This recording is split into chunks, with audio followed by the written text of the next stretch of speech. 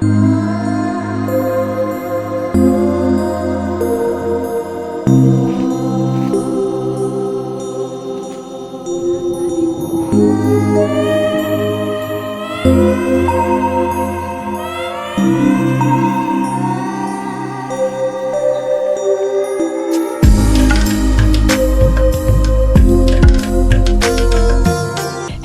আজকে আমরা কথা বলবো হুগলি জেলার অন্যতম এবং প্রাচীন ঐতিহাসিক জায়গা যার নাম আঁটপুর। এই আঁটপুরেই অবস্থিত শ্রী রামকৃষ্ণ মঠ। তাই আজকের ভিডিওতে আমি আপনাদের দেখাবো এই আঁটপুরের রামকৃষ্ণ মঠ এবং এর চারিপাশের কিছু নিদর্শন। তাই ভিডিওটি সম্পূর্ণ দেখার অনুরোধ রইল।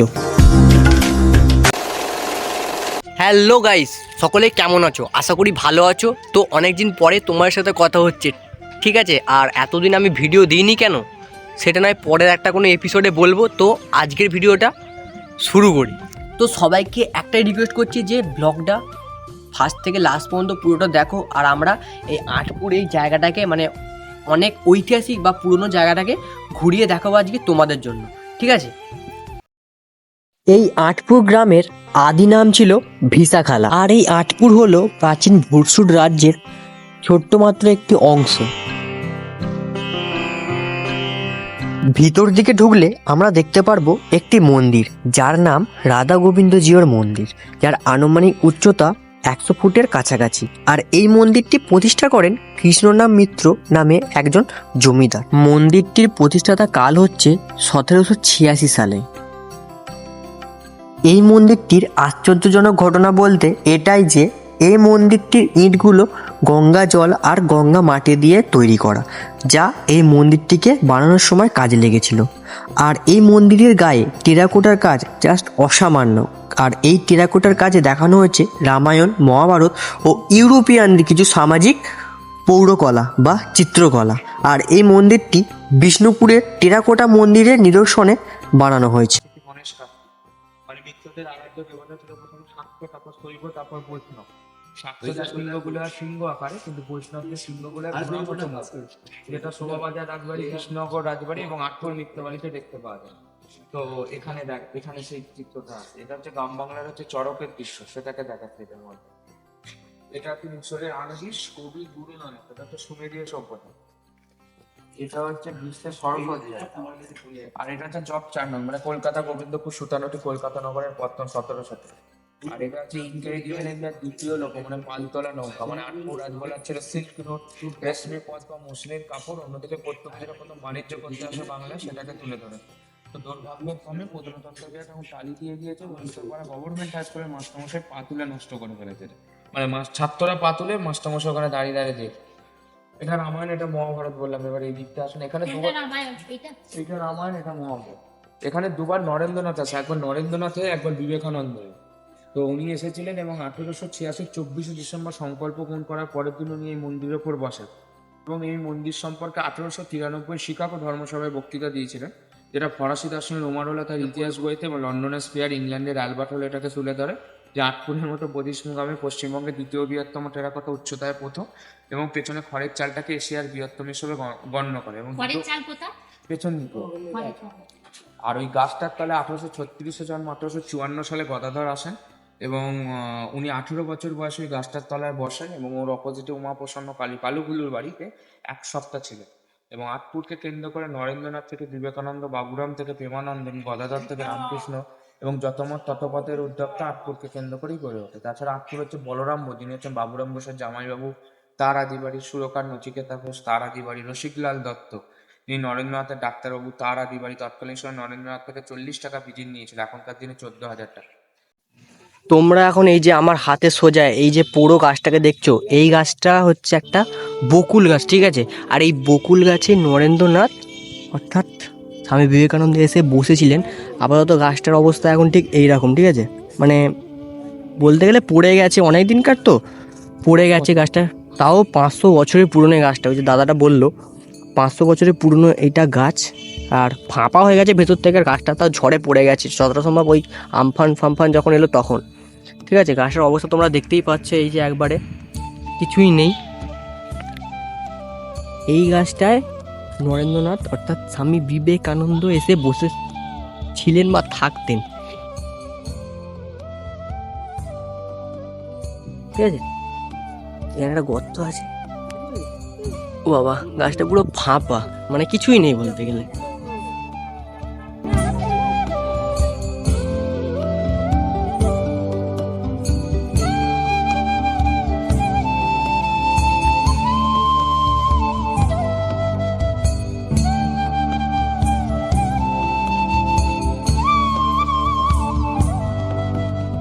তোমরা হয়তো শুনে নিলে যে এখানে একজন দাদা ছিল, আর দাদা সবাইকে গাইড করে মানে এখানকার ঐতিহাসিক যে ব্যাপারটা সেটা সবার সামনে বলছিল।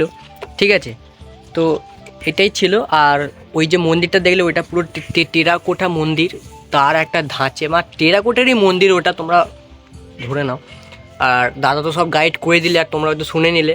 তো এইখানে আর একটা আছে, সেটা হচ্ছে একটা আটচালা মতো আছে। তো এটা এখন বন্ধ, আমি তোমাদের ব্যাক ক্যামেরা করে দেখা। আপনারা যদি এই গেটটির ওই পারে যান তাহলে কিছুটা গিয়ে উত্তর দিকে দেখতে পাবেন একটি চণ্ডী মণ্ডপ, যেটি খড়ের চাল দিয়ে তৈরি। আর এই মন্দিরটি প্রায় 300 বছরেরও পুরনো।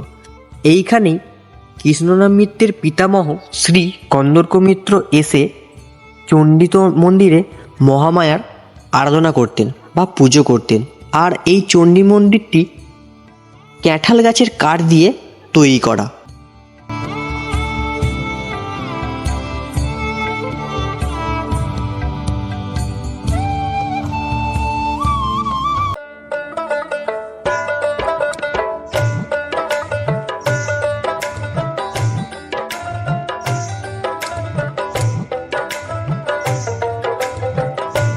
আমরা যদি লক্ষ্য করি, টেরাকোটা মন্দিরের অপর দিকেই আছে একটি উপাসনা গৃহ। আর এই উপাসনা গৃহের ভিতরেই আছে রামকৃষ্ণ পরমহংসদেব, স্বামী বিবেকানন্দ এবং মা সারদা দেবীর মূর্তি। আর দেওয়ালে রাখা আছে বিভিন্ন পটচিত্র ও সামাজিক চিত্রকলা। আর এই সামাজিক চিত্রকলা বা পটচিত্রগুলি এই উপাসনা গৃহের ঐতিহ্যটাকে ধরে রেখেছে। বাইরে আছে ফুলের বাগান, যা আরও সুন্দর করে তুলেছে এই জায়গাটাকে। তো দেখো দেখো, এইখানে এসে মানে এই জায়গাটায় এসে না আমার ফিলিংসটা হচ্ছে ঠিক, হয়তো তোমরা জানো কি জানি না, কামারপুকুর আর জয়রামবাটিতে যেমন হয় না জিনিসটা, যে মানে খড়ের চাল প্লাস মানে এই ল্যাপা মাটি দেওয়া, মানে লেপে যে দেওয়ালে হয় না মাটিটা দিয়ে যেরকম একটা দেখায়, এই যেমন এই বাড়িটা দেখো ঠিক সেরকমই লাগছে, যেটা কামারপুকুর জয়রামবাটিতে আমরা দেখতে পাই। ঠিক আছে, আর সেরকমই আমার এইখানে ফিলিংসটা লাগছে। ঠিক আছে, এটাই বললাম। আর এইখানে দেখার মতো হয়ে গেল, আরও ওই দিকে আছে অনেকগুলো, এই দিকে আছে, আমার পেছন দিকে আই থিঙ্ক আছে। তো চলো আমি তোমাদের ওইগুলো একটু দেখিয়ে দিই। ঠিক আছে, তো চলো যাওয়া যাক। আর এইখানে একটু সময় নষ্ট করবো না, কারণ বাড়িও যেতে হবে। তো চলো ওই দিকেও যাওয়া যাক।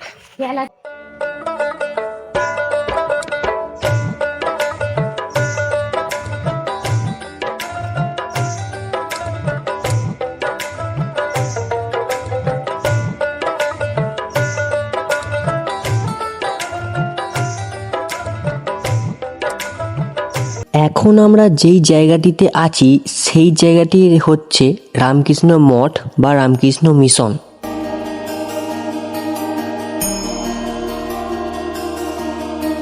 সামনের পাঁচিলটির ওই পারে আছে ধনী মণ্ডপ আর দুর্গা মন্দির, আর বাঁ দিকে রয়েছে অফিস ঘর।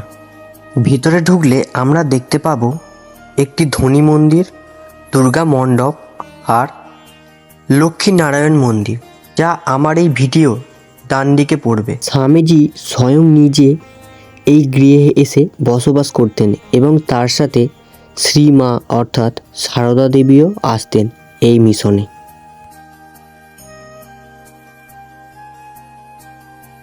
মিশনের ভেতরে ঢুকেই আমরা দেখতে পারবো একটি বড় বিল্ডিং, আর সেই বিল্ডিংয়ের বাঁ দিক দিয়ে চলে গেছে একটি সিঁড়ি, এবং সিঁড়ি দিয়ে উঠে আমরা একটি করিডোর ঢুকতে পারবো।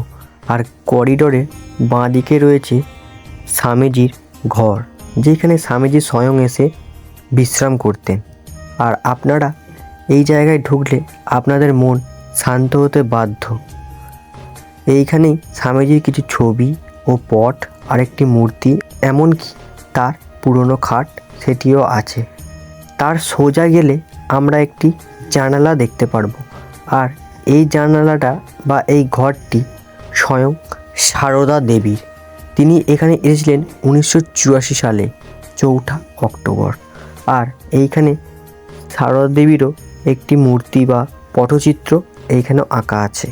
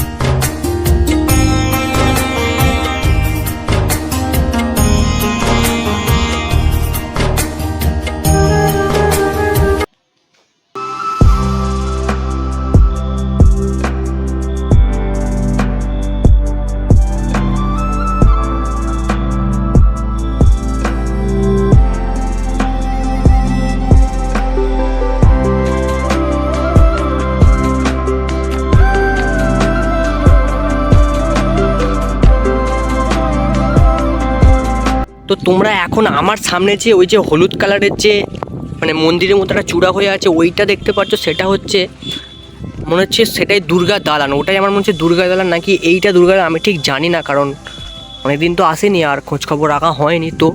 তো এইটা আই থিঙ্ক মনে হচ্ছে দুর্গা দালান। আর এইখানেই তোমার দুর্গা পুজোটা হয়, ঠিক আছে। মাতৃ প্রতিমাটা এইখানেই আনে। হ্যাঁ, দুর্গা মণ্ডপ লেখা আছে, তোমরা হয়তো দেখতেই পাচ্ছ। এই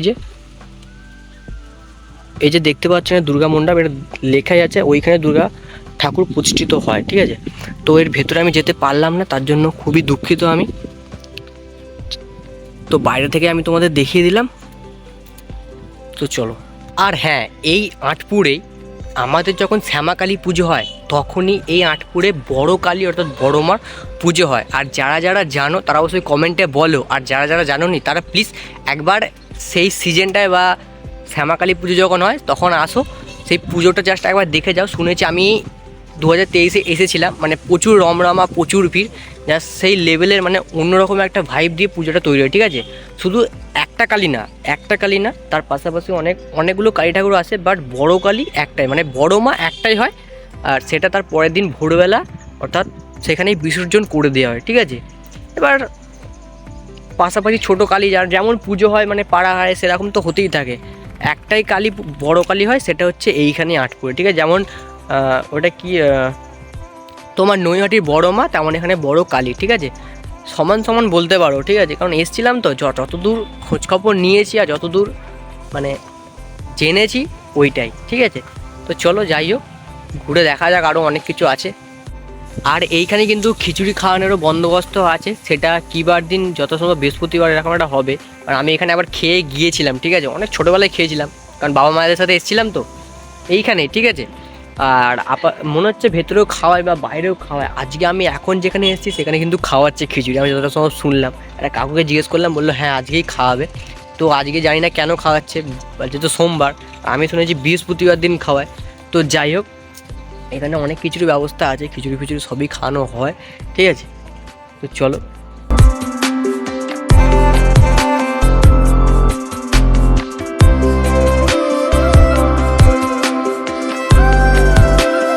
এই আঁটপুর রামকৃষ্ণ মিশনে ভোগ গ্রহণেরও ব্যবস্থা আছে, আর যার টিকিট মূল্য 50 টাকা করে। আপনারা যদি আমার এই স্ক্রিনে দেওয়া নাম্বারটিতে ফোন করে আসেন, বা আগে থেকে বুকিং করে রাখেন, তার পরের দিন এসে আপনাদের সবার প্রথম করতে কী হবে, আপনাদের টিকিটটা সংগ্রহ করে নিতে হবে।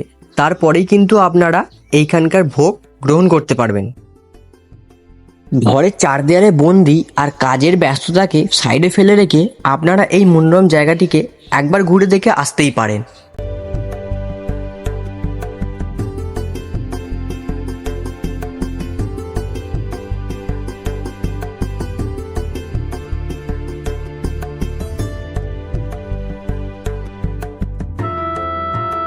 গাইস দেখো, আমি তোমাদের এই কিছুক্ষণ আগে বলছিলাম না যে এইখানে থাকার ব্যবস্থাও আছে, মানে গেস্ট হাউস বা অনেক কটেজ ফটেজ সব কিছু আছে।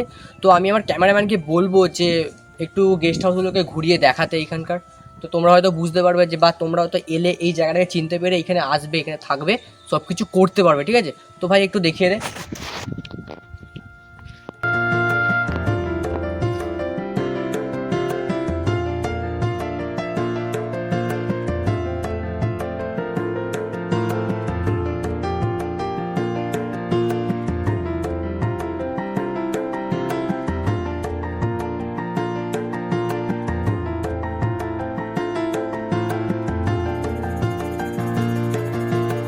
তো গাইস দেখো, এখানে আমি একটা দাদুকে পেয়ে গেছি, আর দাদুর কাছ থেকে আমরা জেনে নেবো যে এইখানে সেই পুরনো ঐতিহাসিক মার্টিন রেলটা কোনটা দিয়ে চলতো। দাদু একটু বলে দাও তো কোনটা দিয়ে চলতো।